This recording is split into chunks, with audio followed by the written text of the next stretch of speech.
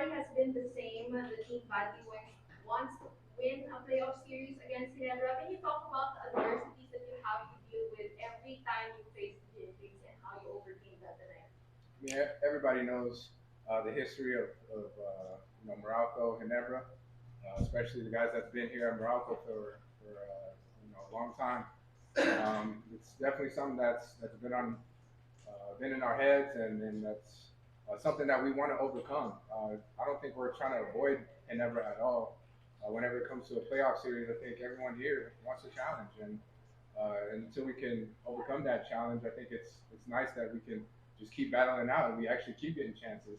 So I look at this as another opportunity to overcome and climb that mountain, and the rest of the guys feel the same way.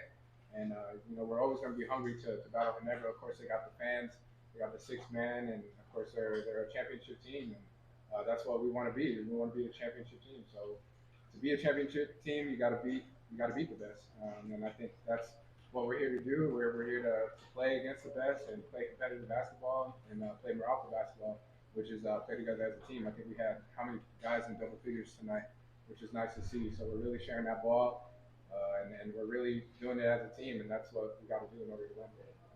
Speaking of double figures, the team has been so patient offensively, moving the ball a lot, finding the open man. How satisfying was that for you tonight?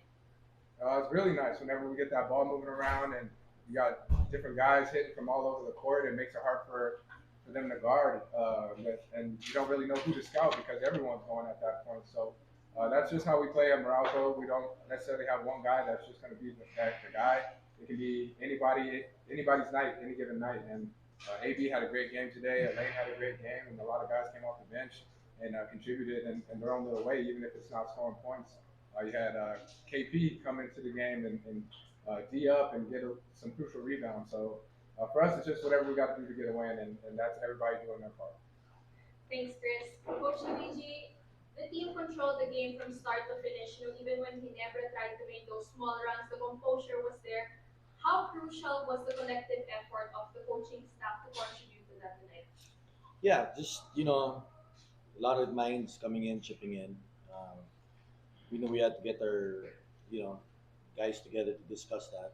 Yeah, even Coach Norm, I've been talking to him over the phone, so he has his inputs. But we know we're going up against a champion team. They've beaten us every series. This is just it's one game. We need one more game. So as much as the guys played well, we know what Ginebra's about. They're gonna come back hard in the second game. So just need to go back to the drawing board, see what other things we can do. Um, you know, Try to get them uncomfortable. We know we have a lot of respect again for them. We've got all around the board, Pringle, Memorio, Espinto, Stan Harling, Aguilar. So the list goes on and on. So at this point, it's the nice thing I feel right now for us is at least we have 3 days to regroup, right? And we know that we're a bit healthy now. The last times we're like we got injuries all around. So yeah. Coach, Coach, you mentioned about the preparation for the next one. So, how are you going to switch things up, knowing that Ginebra is going to prepare for the next one as well? Yeah, well, we have to be ready for their energy. We know they're gonna come out and do some things to get us off balance. Coach Tim had a small lineup. He had that big lineup. Then he had those two bigs, and then he had a three guard lineup. So we know that they're gonna do some things. We just have to be ready. We can probably walk through it. And more than anything right now, it's just that we can rest and we can review. Coach, there's a question here. You seemingly slowed down in the fourth quarter despite scoring 80 after the third. Is that a sign of concern ahead for your rematch on Friday? Yeah, we know Ginebra gonna make a run. As good as we thought we were playing in that first half. We just have to keep our composure. I don't think Ginebra's gonna roll over and die. They're the never say die team. So we know even if you get 15-point lead, a 18-point lead, it's never safe. And we're concerned that when the crowd gets into it, obviously, we look at before in a best of seven series, that's seven home courts. Right? You look at the NBA, you have four home court advantage, and you go three. This one, it's always a home court advantage. But this is a situation that we know, you know, and we knew they were going to make a run. And more than anything, we gotta be worried and stop and weather that first half storm next game. We know they're gonna come out sharp, and we have to match the sharpness.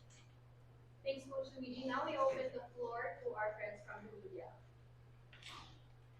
Coach, and Chris as well. How important was it that we were able to contain Stanley and LA? I think LA is scoreless. Yeah, well, see LA. What was he? Was he zero tonight? Five. Yeah. Well, LA is key. You're not gonna see that from LA. He's the Iron Man, right? And our last series in the finals, he dominated us in that last game. So a lot of respect to LA.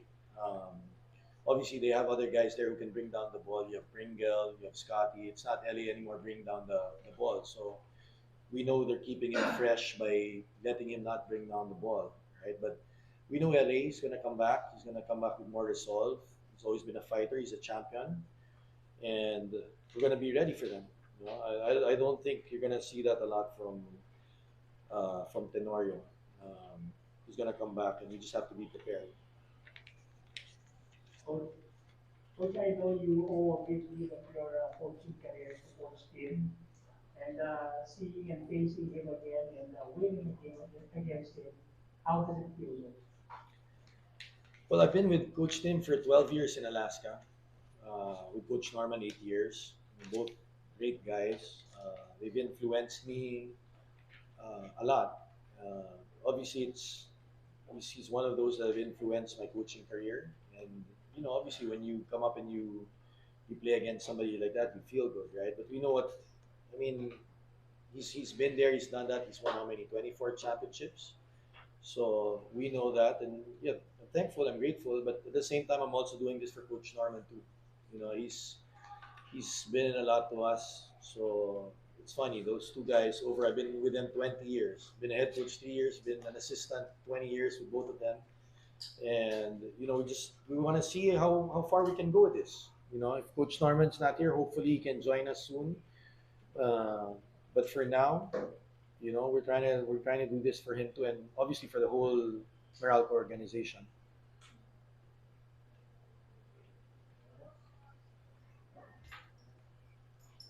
All right.